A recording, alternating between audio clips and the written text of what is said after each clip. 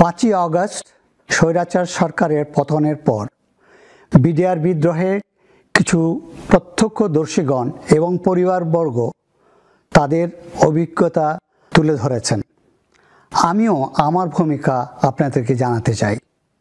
BDR বিদ্রোহ দমনে সেনাবাহিনী তথা সেনাপ্রধানের ভূমিকা সম্বন্ধে অনেকের জানা নেই এবং তারা নেতিবাচক ধারণা পোষণ করছেন। বিডিআর হত্যাকাণ্ডের উপর একটি বই আমি লিখেছি, যা সহসাই প্রকাশ করা হবে। বিদ্রোহের 15 বছর ধরে আমরা শুধু বিগত সরকারেরই কথা শুনে গেছি এবং প্রকৃত ঘটনা অনেক কিছুই আমাদের জানা নেই এবং জনগণও জানতে পারিনি। সরকার এ ব্যাপারে একটি তদন্ত আদালত গঠন করে এবং সেনাবাহিনীও একটি তদন্ত আদালত গঠন করে। যখন আমি সেনাবাহিনীর পক্ষ থেকে আদেশ দিয়েছি তদন্ত আদালতের, তখন আমাকে বলা হলো যে সরকার যখন তদন্ত আদালত করছে তখন আবার সেনাবাহিনীর পক্ষ থেকে এই আদালতের প্রয়োজনটা কি? প্রতিউত্তরে আমি বললাম, একই ঘটনায় বিভিন্ন পর্যায়ে তদন্ত আদালত হতে পারে। যদি একটা ব্যাটালিয়নে কোনো ঘটনা ঘটে, ব্যাটালিয়ন কমান্ডার তদন্ত আদালত করবেন, ব্রিগেড কমান্ডার করবেন, প্রয়োজন হলে ডিপ কমান্ডারও করতে পারেন। তদ্রূপ আমিও আমার 57 জন অফিসার হারিয়েছি।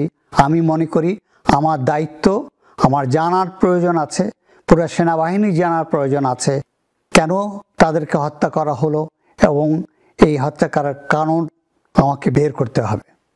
এরপরে তেমন কোনো কিছু আর উচ্চবাচ্য সরকার থেকে আসেনি।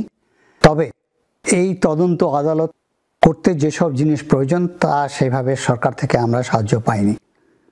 তদন্ত আদালতের নেতৃত্ব দিয়েছেন লেফটেন্যান্ট জেনারেল জাহাঙ্গীর আলম চৌধুরী এবং তার সাথে অন্যান্য মেম্বাররা ছিলেন। ওনাকে যে টার্মস অফ রেফারেন্স দেওয়া হয়েছে তিনি তা সম্পন্ন করতে পারেননি। কারণ হলো, যারা এর সাথে জড়িত ছিল তারা মোস্টলি জেলে ছিল, তাদেরকে সম্মুখে আনা সম্ভব হয়নি, তাদেরকে প্রশ্ন করা সম্ভব হয়নি এবং যারা বিভিন্ন আলোচনায় এদের সাথে যুক্ত ছিল তাদেরও স্টেটমেন্ট নেওয়া সম্ভব হয়নি।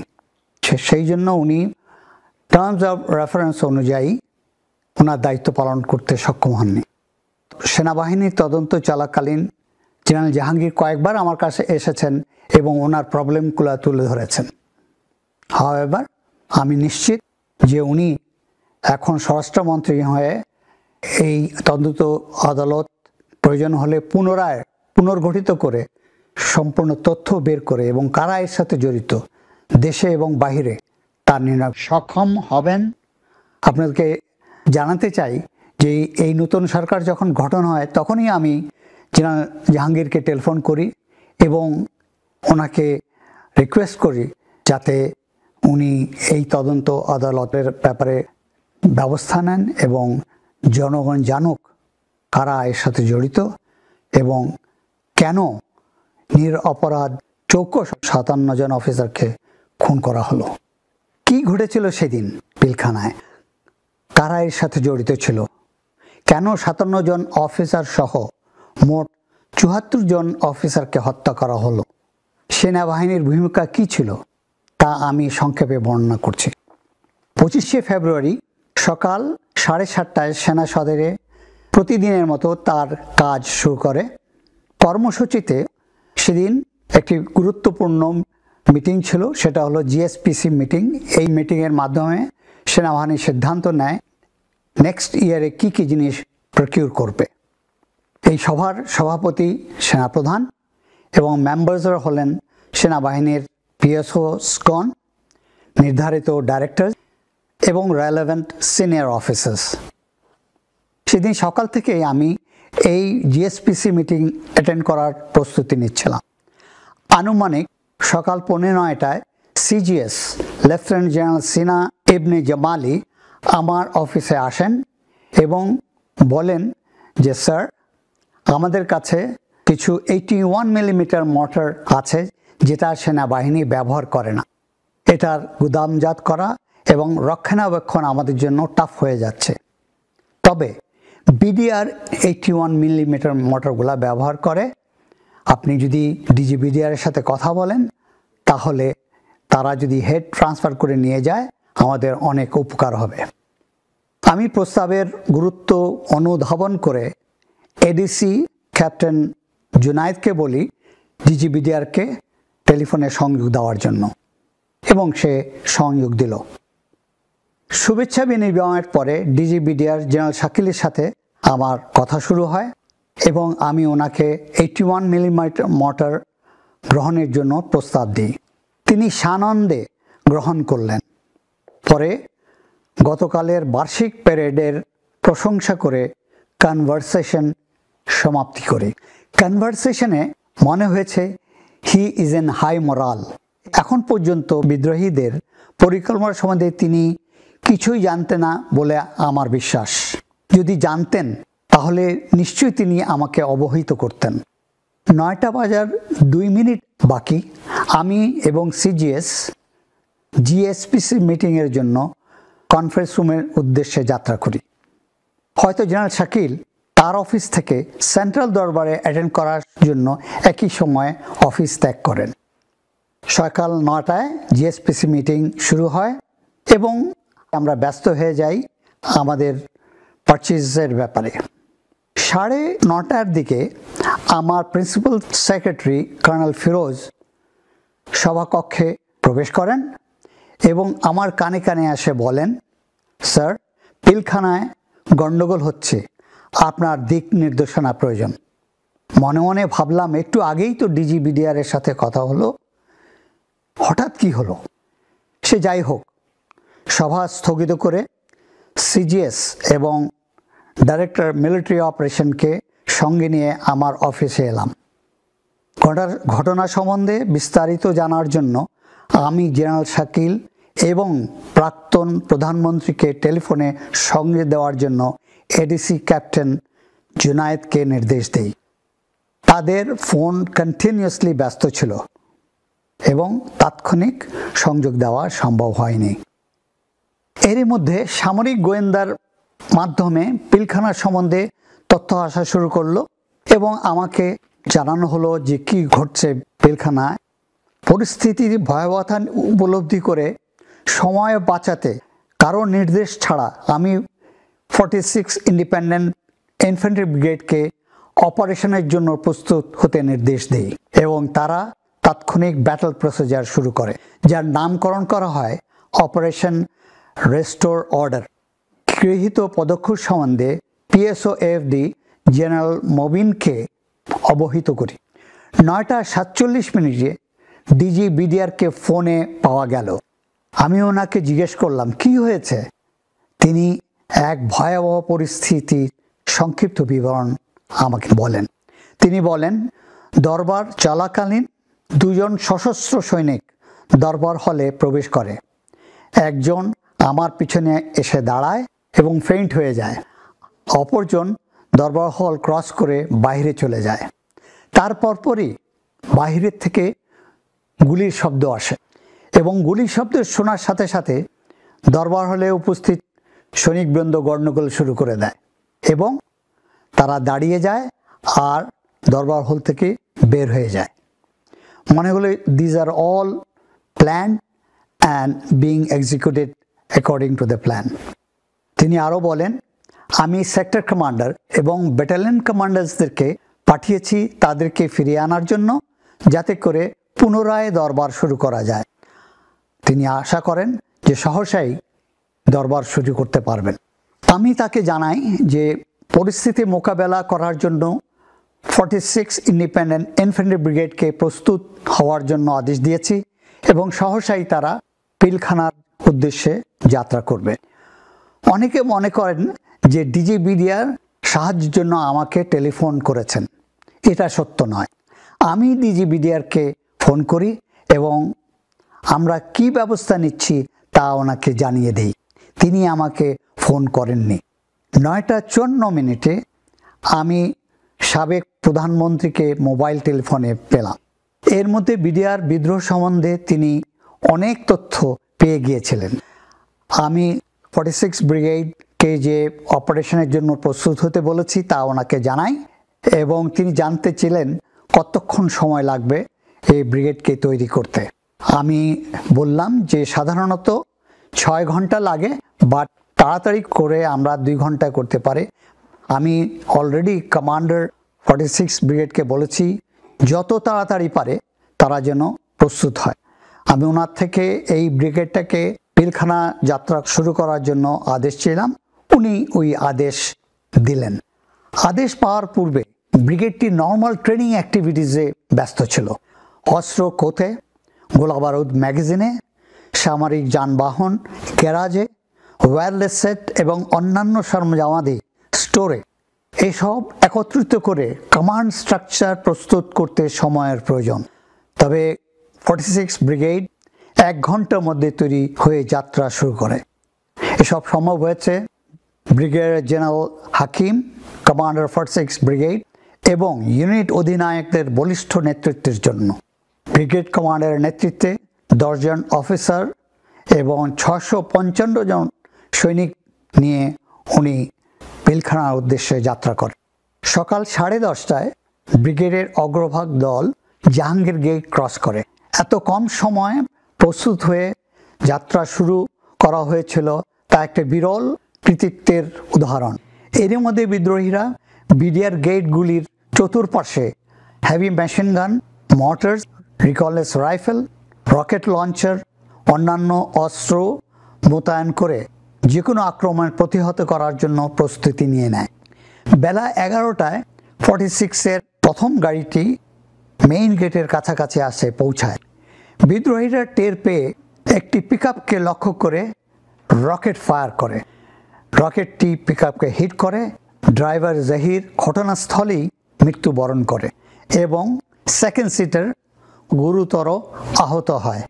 এখানে আমি একটা জিনিস বলতে চাই, সেটা হলো 10:35 দিকে আমি আবার এডিসিকে বলি যে লেটেস্ট ইনফরমেশন পাওয়ার জন্য তুমি আবার ডিজিবিডিআরকে আমাকে টেলিফোনে সংযোগ দাও, এবং সে কন্টিনিউয়াসলি চেষ্টা করলো অনেকক্ষণ ধরে, কিন্তু ডিজিবিডিআরকে আর সংযোগ দেওয়া সম্ভব হলো না। হয়তো by this time he has been killed. এখানে উল্লেখ্য, আনুমানিক 10:30টায় ডিজিবিডিআরকে গুলি করা হয় এবং তিনি নিহত হন। এর পরপরই কিলার গ্রুপ এর গুলিতে DDG, colonel Anis, colonel Kaiser সহ বেশ কয়েকজন অফিসারকে হত্যা করা হয়। লেফটেন্যান্ট কর্নেল শামসের ধারণা অনুযায়ী 10:30 থেকে 11টার মধ্যে বেশিরভাগ অফিসারকেই হত্যা করা হয়েছে। আর আমাদের ব্রিগেডটি পৌঁছে 11টার পরে পিলখানার কাছে। তার মানে আমরা পৌঁছবার আগেই বেশিরভাগ হত্যাকাণ্ড তারা করে ফেলেছে। সাধারণত আক্রমণের পূর্বে সেনাবাহিনী শত্রুর দুর্বল স্থানগুলি বের করে নেয় এবং সেই স্থান দিয়ে আক্রমণের পরিচালনা করে। রকেট লঞ্চার দিয়ে আক্রমণ করার পরে ব্রিগেডটি ডিপ্লয় হয়ে যায় এবং তারা রিকগনিশন শুরু করে এবং তাদের উইক পয়েন্টগুলা বের করার চেষ্টা করছিল। এখানে উল্লেখ্য যে ক্যাপ্টেন শফিকের নেতৃত্বে 350 জন র্যাবের সদস্য নিয়ে তিনি পিলখানা এলাকায় পৌঁছে যান। তিনি পৌঁছে যান উত্তর এলাকায় 10টার আগেই। তারপর তিনি তার ঊর্ধ্বতন কর্মকর্তা থেকে অনুমতি চান পিলখানায় প্রবেশ করার জন্য, যেটা তিনি পাননি। তাকে যদি পারমিশন দেওয়া হতো ভিতরে প্রবেশ করার জন্য, বিদ্রোহীরা তখনও সংগঠিত হয়নি এবং কোনো ক্ষয়ক্ষতিও করতে পারেনি। তিনি ইজিলি তাদেরকে কন্টেইন করতে পারতেন এবং কিছুক্ষণ পরেই আমরা এসে তার সাথে মিলিত হয়ে বিদ্রোহীকে কন্টেইন করে তাদেরকে দমন করা আমাদের পক্ষে অতি সহজ হয়ে পড়ত, আর তারাও কোনো অফিসারকে খুন করতে পারত না। পিলখানার ভিতরে কি হচ্ছে? তারা কি অফিসারকে জিম্মি করছে না হত্যা করছে? শুধু আমরা গুলির আওয়াজ শুনছি এবং এই গুলির আওয়াজ ওরা ওই এলাকায় ছড়িয়ে পড়ছে চারিপাশে। গোয়েন্দার থেকে আমরা কোনো তথ্যই পাচ্ছিলাম না। শুধু ইলেকট্রনিক মিডিয়ার লোকজন ওখানে লাইভ প্রোগ্রাম কভার করছিল। তার মধ্যে ছিল আমার যা স্মরণ পড়ে, মুন্নি সাহা টেলিকাস্ট করছিল লাইভ, এবং বিদ্রোহীরা অফিসার সম্বন্ধে বিভিন্ন ভুল বক্তব্য, মিথ্যা বক্তব্য তুলে ধরছিল জনগণের সামনে, এবং এর মাধ্যমে একটা ভুল ধারণা সৃষ্টি হচ্ছিল অফিসার সম্বন্ধে। এছাড়াও বিডিআর অন্যান্য ক্যাম্পে এই বিদ্রোহী ছড়িয়ে দিতে সাহায্য করছে। সেনাপ্রধানের ক্লোজ প্রোটেকশনের জন্য একটি সেকশন কমান্ডো ঢাকায় থাকে। বিদ্রোহীদের গতিবিধি নির্ধারণের জন্য হেলিকপ্টার যোগে তাদেরকে অত্র এলাকায় পাঠানো হয়। কমান্ডো হেলিকপ্টার করে রিকনেসেন্স করছিল, কিন্তু তারা ওই হেলিকপ্টারকে গুলি করে এবং হেলিকপ্টারটি গুলিবিদ্ধ হয়। বেলা 11:45 পিএসএফডি জানায় যে সরকার রাজনৈতিকভাবে এই সমস্যার সমাধানের চেষ্টা করছে। বিদ্রোহীরা দাবি করেছে যে কোনো আলোচনার আগে সেনাবাহিনী এলাকা থেকে চলে যেতে হবে। তাই সরকার আদেশ করল যে 46 ব্রিগেড এবং অন্যান্য যারা সেনাবাহিনীর পক্ষ থেকে এখানে আসছে সবাই should be out of sight, এবং বলা হলো যে অ্যাটলিস্ট 2 কিলোমিটার উত্তরে যেন চলে যায়, আর যদি সমঝোতা না হয় ওদের সাথে তাহলে সামরিক অভিযান পরিচালনা করা হবে। আনুমানিক বেলা 12টায় পিএসএফডি আমাকে টেলিফোন করে এবং বলে জরুরি ভিত্তিতে আমি যেন প্রাক্তন প্রধানমন্ত্রীর সাথে যমুনায় দেখা করি। তিনি কেনই বা আমাকে এই সময় যেতে বললেন, কারণ ওই সময় প্রত্যেকটা minute is very important. However সিজিএসকে আমি সব কিছু বুঝিয়ে দিয়ে যমুনার উদ্দেশ্যে রওনা হলাম। পথিমধ্যেই যা জিনিসটা দেখলাম যে স্পেশালি যমুনা ভবনের কিছু সম্মুখে আরআর ডিপ্লয় করা হয়েছে, as if somebody is going to attack Jamuna. সেনাবাহিনীর দৃষ্টির আড়াল হওয়ার পর বেলা 1টার দিকে সাদা পতাকা নিয়ে প্রাক্তন প্রতিমন্ত্রী জাহাঙ্গীর কবির নানক ও হুইপ মির্জা আজম মেইন গেট দিয়ে আলোচনার জন্য পিলখানার ভিতরে প্রবেশ করে। এরই মধ্যে সরকার থেকে বলা হলো যে সেনাবাহিনী মেইন গেট এলাকা প্রোটেক্ট করবে এবং পুলিশ করবে আর এক সাইডে, র্যাব করবে অন্য সাইড থেকে। আমার জানা মতে যে ডেইরি ফার্ম যেখানে আছে ওই এলাকাটা অরক্ষিত ছিল। আমি বেলা 1টায় যমুনায় পৌঁছাই। সেখানে গিয়ে যে দৃশ্য দেখি সত্যি এটা একটি হতাশাজনক। দেখি পুরা যমুনায় লোকে লোকারণ্য, হাঁটার জায়গা নেই। যেসব লোককে আমি দেখলাম তাদের কোনো কাজ নেই, ওখানে আসছে জাস্ট স্রেফ কৌতূহল বশত। সাবেক প্রধানমন্ত্রী মন্ত্রিসভা আলোচনা করছিলেন, কোনো সিদ্ধান্ত আসছিল না ওখান থেকে। আমি উপস্থিত হওয়ার সাথে সাথে তাকে আমি যে পৌঁছেছি তা জানাতে অনুরোধ করি এবং উনি জানলেন যে আমি যমুনায় এসেছি। আমি ভেবেছিলাম তিনি আমাকে ভিতরে ডেকে নেবেন, কিন্তু তা করা হলো না। বেলা 2টার পর খবর এলো বিডিআর পিলখানা থেকে একজন অফিসার পালিয়ে যমুনায় এসেছে। আমি তা শুনে তার কাছে ছুটে গেলাম। তিনি জানালেন বিদ্রোহীরা বেশ কিছু অফিসারকে হত্যা করেছে, তবে ডিজি বিডিআর সম্বন্ধে তিনি নিশ্চিত নন। এই প্রথম নিশ্চিত হলাম যে বিডিআর বিদ্রোহীরা নিরপরাধ অফিসারদেরকে হত্যা করেছে।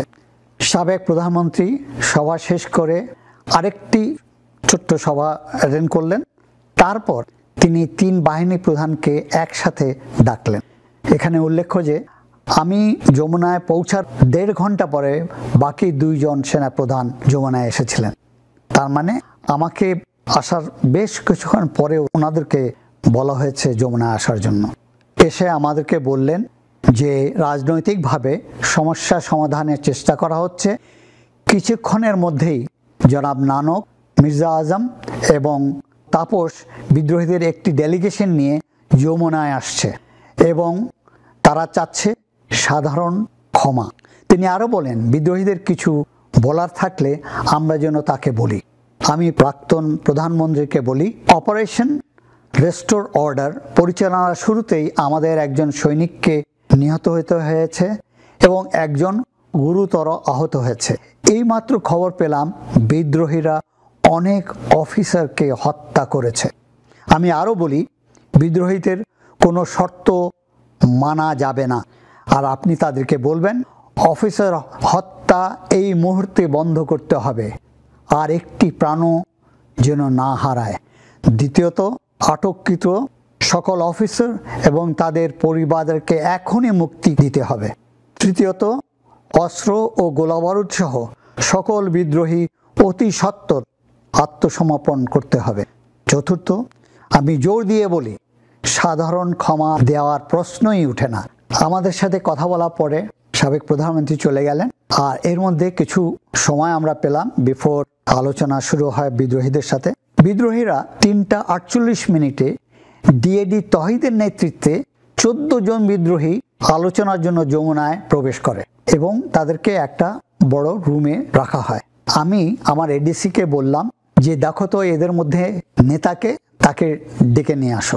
এডিসি জুনায়েদ ডিএডি তহিদকে ডেকে নিয়ে আসলো, আর আমি ওকে দেখেই বললাম আপনি আমাকে চেনেন? সে উত্তর দিল হ্যাঁ স্যার, আপনি সেনাপ্রধান। আই সেড আপনার কাছে আমার প্রশ্ন, কি হয়েছে পিলখানায়, কতজন অফিসারকে হত্যা করা হয়েছে এবং এখন কি অবস্থা? তিনি প্রতি উত্তরে বললেন যে সকাল 9টায় আমাকে এই বিদ্রোহীরা একটা রুমে তালা মেরে রেখে দিয়েছে, এখন আসার সময় তালা খুলে আমাকে নিয়ে আসছে, আমি কিছুই জানি না। এটা সম্পূর্ণ মিথ্যা। আমি বলছি ঠিক আছে, আপনি জানেন না তো আপনার সাথে যারা আসছে তারা নিশ্চয়ই জানেন, আপনি তাদেরকে যেয়ে জিজ্ঞেস করেন এবং আমাকে উত্তরটা দেন। তিনি ভিতরে চলে গেলেন, আর আসতেছেন না। আমি আবার আধা ঘন্টা অপেক্ষা করে আবার ক্যাপ্টেন জুনায়েদকে ভিতরে পাঠালাম ডিএডি তহিদকে ডেকে নিয়ে আসার জন্য। সে নিয়ে আসলো তহিদকে। আমি জিজ্ঞেস করলাম যে আপনি তো উত্তর দিলেন না, কি হয়েছে বলুন। তখন সে বললে স্যার এরা সব জানে কিন্তু কোনো কথাই বলছে না, বলে সে কনফারেন্স রুমে চলে গেল। কিছুক্ষণ পরে সাবেক প্রধানমন্ত্রী আলোচনার জন্য বিদ্রোহীদের সাথে বসে এবং সাথে ছিলেন জনাব নানক, মির্জা আজম এবং তাপস। প্রথম পর্যায়ে কি আলাপ হয়েছে আমার জানা নেই। তার কিছুক্ষণ পরে সাবেক প্রধানমন্ত্রী রুম থেকে বের হয়ে আমাকে ডাকলেন, শুধু আমাকে, যে তুমি আসো ভিতরে। তা আমি গেলাম। ওখানে যায় দেখি যে এই 14 জন লোক সব নিচে তাকায় আছে, আর উস্কো চুল, কাপড়ের অবস্থা খুবই খারাপ এবং মনে হয় যে রাস্তার বখাটে ছেলে। তাদের ডিমান্ড কি ছিল আমি জানি না, হয়তো প্রথম পর্যায়ে ওটা সাবেক প্রধানমন্ত্রীকে জানিয়েছেন, বা এখন প্রধানমন্ত্রী বললেন যে যেটা আমি শুনেছি যে তোমরা অস্ত্র গোলাবারুদ সারেন্ডার করো এবং সবাই ব্যারাকে ফেরত চলে যাও। এবং পরে উনি সাধারণ ক্ষমা ঘোষণা করলেন। আলোচনার শেষে জনাব নানক অপেক্ষামান সাংবাদিকদেরকে জানালো আলোচনার সারাংশ এবং এটাও বললেন যে প্রধানমন্ত্রী এই বিদ্রোহীদেরকে সাধারণ ক্ষমা ঘোষণা করেছেন এবং তারা বলেছে তারা এখন আত্মসমর্পণ করবে এবং ব্যারাকে ফেরত যাবে। বিদ্রোহীরা 6:37 যমুনা ত্যাগ করে পিলখানার উদ্দেশ্যে যাত্রা শুরু করে। পিলখানা পৌঁছেই ঘোষণা দেয় যে যতক্ষণ পর্যন্ত সাধারণ ক্ষমার প্রজ্ঞাপন তাদের হাতে না আসবে ততক্ষণ পর্যন্ত তারা আত্মসমর্পণ করবে না। তারা পুনরায় গোলাগুলি শুরু করে এবং অফিসারদেরকে খুঁজতে থাকে। রাত 12টায় স্বরাষ্ট্রমন্ত্রী সাহারা খাতুন, আইন প্রতিমন্ত্রী জনাব তাপস ও আইজিপি পিলখানায় বিদ্রোহীদের সাথে আলোচনার জন্য যান এবং তাদের সাথে বসেন। এক পর্যায়ে বিদ্রোহীরা কিছু অস্ত্র সমর্পণ করে এবং 8টি পরিবারকে মুক্তি দেয়। তার মধ্যে শুধু 3টি পরিবার ছিল সেনাবাহিনীর অফিসারদের পরিবার এবং 5টি ছিল ডিএডি ফ্যামিলিজ। স্বরাষ্ট্রমন্ত্রী সাহারা খাতুন জানতেন যে অফিসার্স এবং ফ্যামিলিদেরকে কোয়ার্টার গার্ডে বন্দি করে রাখা হয়েছে, কিন্তু তিনি তাদের মুক্তির ব্যাপারে কোনো উদ্যোগ নেননি এবং তাদের সম্বন্ধে খোঁজ খবরও নেননি। তিনি বের হয়ে ওই 8টি পরিবারকে নিয়ে পিলখানা থেকে বের হয়ে আসেন। এখানে উল্লেখ করতে চাই যে সকালে থেকেই যখন কিছু পরিবারদেরকে নিয়ে কোয়ার্টার গার্ডে রেখেছিল, কোয়ার্টার গার্ডের রুমগুলো খুবই ছোট। পরিবার, বাচ্চা, তারপর কারো কারো পিতামাতা এবং সার্ভেন্টস, মেড সার্ভেন্টস একটা রুমে গাদাগাদি করে রেখেছিল। খাদ্য নাই, পানি নাই, কি যে কষ্ট এটা আমরা নিশ্চয়ই উপলব্ধি করতে পারি। এবং কতক্ষণ পরপরই থ্রেট দিচ্ছিল যদি সেনাবাহিনী ভিতরে আসে বা আক্রমণ করে তাহলে প্রত্যেককেই হত্যা করা হবে। এই থ্রেটটা ছাড়া প্রথম থেকে দিয়ে আসতেছিল এবং এই খবরটা আমার ওয়াইফকেও কিছু অফিসার লেডিস যারা বাইরে ছিল তারা ফোন করে জানিয়েছে। 26শে ফেব্রুয়ারি সকাল থেকেই বিদ্রোহীরা পুনরায় গোলাগুলি শুরু করে এবং বেঁচে যাওয়া অফিসারদেরকে যারা লুকিয়ে ছিল বিভিন্নখানে খুঁজতে থাকে। আর কোয়ার্টার গার্ডে যে অফিসার্স এবং অফিসার্স ফ্যামিলিদেরকে হত্যার জন্য তৈরি হতে বলে, তাদেরকে হত্যা করা হবে সেই জন্য তাদেরকে প্রস্তুত থাকতে বলে। সকাল 10টার দিকে সাবেক প্রধানমন্ত্রী আবার আমাকে যমুনায় যেতে বলেন। আমি সকাল 10:32 যমুনায় পৌঁছাই। সিদ্ধান্ত হয় বিদ্রোহীরা আত্মসমর্পণ করতে, যদি আজকে না করে তাহলে সামরিক অভিযান পরিচালনা করা হবে। আমি ওনার থেকে পারমিশন নিলাম যে এই পরিচালনার জন্য আমি ট্যাঙ্ক আনতে চাই সাভার থেকে। উনি আমাকে এই অনুমতি দিলেন। আমি অতি সত্বর আদেশ দিয়ে দিলাম ট্যাঙ্ক মুভ করার জন্য সাভার থেকে। আর এখানে বলা বাহুল্য 25 তারিখেই আমি এপিসি যেগুলো ছিল স্টোরে, আমাদের guns, ammunition and APC itself, এগুলা বিভিন্ন স্টোরে ছিল, ওগুলাকে একত্রিত করে, এবং ড্রাইভার ছিল না, ড্রাইভার বিভিন্ন ফরমেশন থেকে এনে জড়ো করে 25 তারিখে রেডি করে রেখেছিলাম। ট্যাঙ্ক, এপিসি এবং 46 ব্রিগেড, এডি ব্রিগেড থেকে জনবল নিয়ে পুরোপুরি আমরা প্রস্তুতি নেই যে আমরা অপারেশন চালাবো, এবং এটা নামকরণ করা হলো অপারেশন রেস্টোর অর্ডার 2। আমাদের এই প্রস্তুতি দেখে এবং ট্যাঙ্ক আসতে শুনে বিদ্রোহীরা উঠে পড়ে লাগলো যে তারা সম্পূর্ণভাবে আত্মসমর্পণ করতে প্রস্তুত এবং কোনো শর্ত ছাড়া। এর মধ্যে প্রাক্তন প্রধানমন্ত্রী 2:18 জাতির উদ্দেশ্যে ভাষণ দিলেন। বিদ্রোহীদেরকে আত্মসমর্পণ করার সময় সীমা বেঁধে দিলেন, যেটা আমি ওনাকে সাজেস্ট করেছি। সেনাবাহিনী আক্রমণ প্রস্তুতি দেখে সাভার থেকে ট্যাঙ্ক আসছে শুনে বিদ্রোহীরা আলোচনা করতে অতি আগ্রহী হয়ে পড়ে।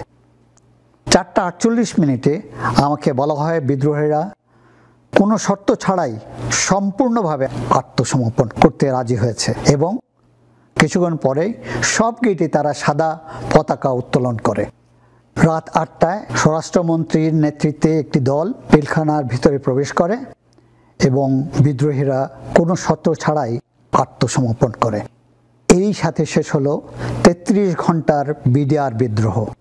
প্রাণ হারালো 57 জন অফিসার, যারা সেনাবাহিনীর মেরুদণ্ড ছিল, এবং সাথে আরও কিছু সিভিলিয়ান, টোটাল 74 জন প্রাণ হারালো।